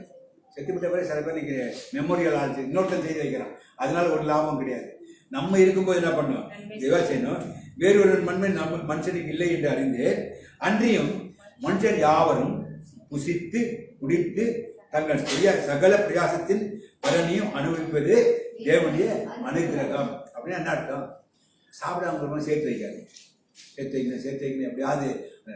நீங்க சேர்த்து வைக்கணும் நினைக்கிறதுக்கு இன்னொருத்த வந்து என்ன பண்ணுவான், அடிச்சுட்டு போயிடும்.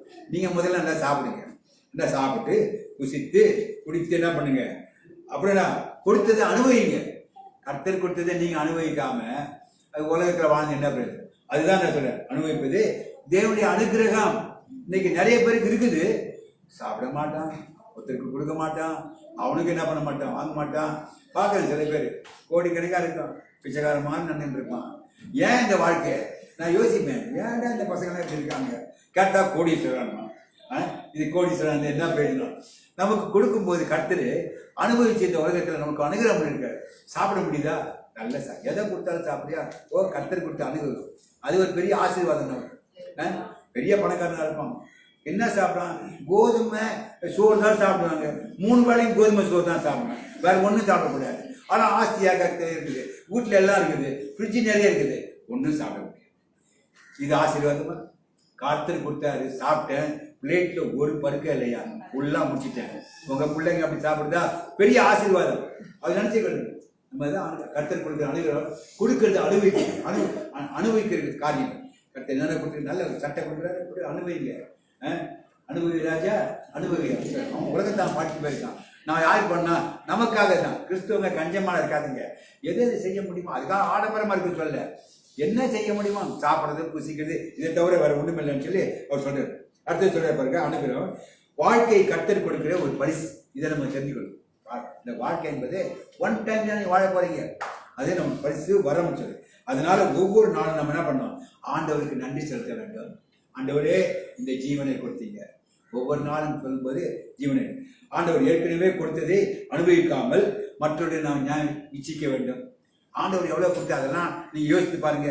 கொடுத்ததெல்லாம் நம்ம அனுபவிக்கிறோமா, இல்ல அதெல்லாம் அனுபவிக்காம மூட்டை கட்டி வச்சிருக்கோம். நம்ம அனுபவிக்க கற்றுக்கொள்ள வேண்டும். ஆண்டவர் கொடுத்ததை விரும்பாமல் வேறொன்றை நாம இச்சிப்போமானால், ஆண்டவர் ஒண்ணு கொடுக்கிறார், ஆண்டவர் எவ்வளவு கொடுத்திருக்காரு, இதெல்லாம் பண்ண ஆண்டவர், அந்த பக்கத்து வீட்டுக்காரன், அந்த பக்கத்து வீட்டுக்காரன், அந்த என் சகோதரன், இளைய சகோதரன் அல்லது சொந்தக்காரன் இதை வச்சிருக்கான், அது எனக்கு கிடைக்கல ஆண்டவர் அப்படின்னு சொன்னாக்கா அவர் மூஞ்சில அறையிற மாதிரி. உங்களுக்கு ஒருத்தர் கொடுத்த ஒரு பரிசை ஒருத்தர் கொடுக்குறாரு, இது என்ன அது கிடைச்சா நல்லா இருக்குமானாக்கா சொல்ற மாதிரி இல்லையா, ஒருத்தர் கொண்டு கொடுத்தாக்கா இதை விட அது நல்லா இருக்கு, என்ன கொடுத்தாரு இவரு அவர் சொல்ற. கொடுத்ததுக்கு என்ன பண்ணோம், முதல்ல நன்றியா கர்த்தர் எதை கொடுத்தாரு எனக்கு, அதில் நம்ம நன்றியா இருக்க வேண்டுமே தவிர அதை நம்ம இச்சிப்போமானால், அது எனக்கு பிடிக்கலன்னு சொல்லுவோமானால், வேறொன்றை தருவோமானால் அது எப்படி என்று கொஞ்சம் யோசித்து பாருங்க. நீங்களே யோசித்து பாருங்க. அப்போ நம்ம அதை என்ன பண்ண யோசித்து பாருங்க. ஆண்டவரோட என்ன பண்ணக்கூடாது, விளையாடக்கூடாது. ஆண்டவர் கொடுத்ததே அதெல்லாம் முதல்ல அனுபவிச்சுட்டு, ஆண்டவரே நீ கொடுத்ததெல்லாம் அனுபவிச்சிட்டேன் 10 சொல்லிருந்தா அப்போ ஆண்டவருக்கு கரெக்டாக சொல்லலாம். அப்போ ஆண்டவர் மேலே குற்றம் சொல்வதற்கு அர்த்தம் இருக்கு.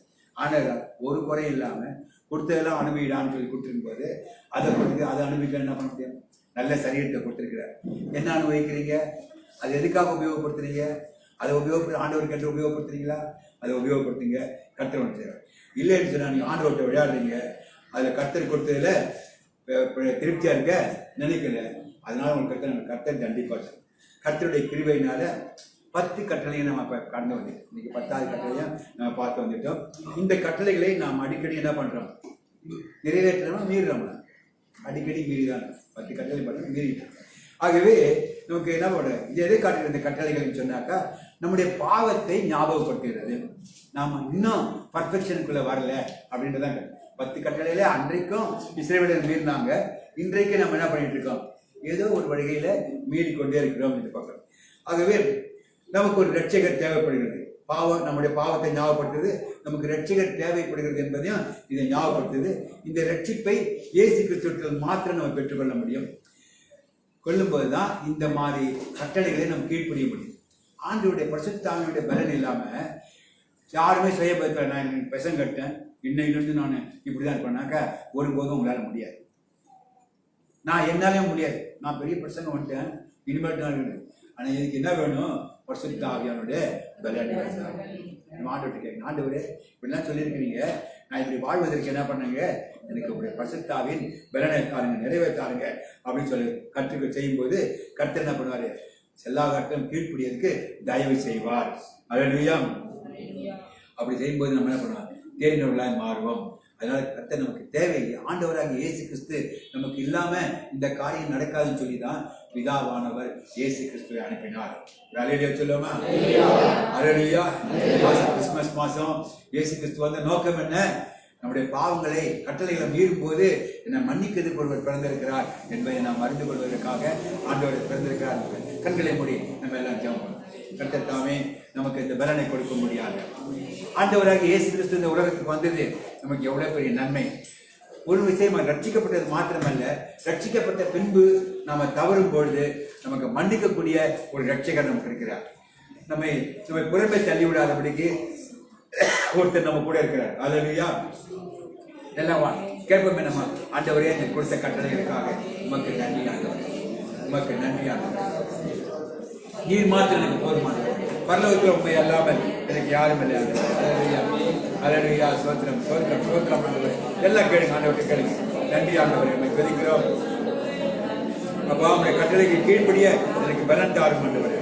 கேளுங்க, பலன் தாரும் ஆண்டவரே. ஸ்தோத்திரம் ஐயா. அல்லேலூயா. ஸ்தோத்திரம் ஸ்தோத்திரம் ஆண்டவரே. ஆமென். ஸ்தோத்திரம் ஸ்தோத்திரம் ஸ்தோத்திரம். ஆமென். ஸ்தோத்திரம் ஐயா. ஸ்தோத்திரம் ஸ்தோத்திரம் ஸ்தோத்திரம். நீர் மாத்திரம் போதும் ஆண்டவரே, நீர் மாத்திரம் போதும் ஆண்டவரே. ஆமென். ஸ்தோத்திரம் ஆண்டவரே. ஸ்தோத்திரம். ஆமென். ஸ்தோத்திரம் ஸ்தோத்திரம் ஸ்தோத்திரம் ஆண்டவரே. நன்றி ஆண்டவரே. ஸ்தோத்திரம் ஐயா. அல்லேலூயா. ஆமென். ஸ்தோத்திரம் ஸ்தோத்திரம் ஸ்தோத்திரம். யெகோவாயிரே தந்தையாம் தெய்வம், நீர் மாத்திரம் போதும் எனக்கு. யெகோவா ராஃபா சுகம் தரும் தெய்வம், உம் தழும்புகளால் சுகமானோம். யெகோவா ஷம்மா என் கூட இருப்பி, என் தேவையெல்லாம் சந்திப்பி. யெகோவா ஷம்மா என் கூட இருப்பி, என் தேவையெல்லாம் சந்திப்பி. நீ மாத்திரம் போதும், நீ மாத்திரம் போதும், நீ மாத்திரம் போதும் எனக்கு.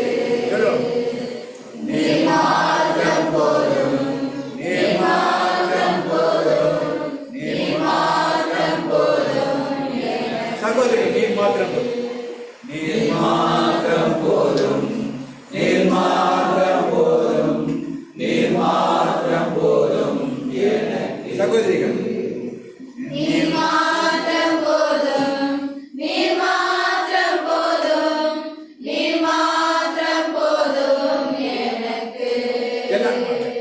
நீ மாத்திரம் போதும், நீ மாத்திரம் போதும், நீ மாத்திரம் போதும் எனக்கு.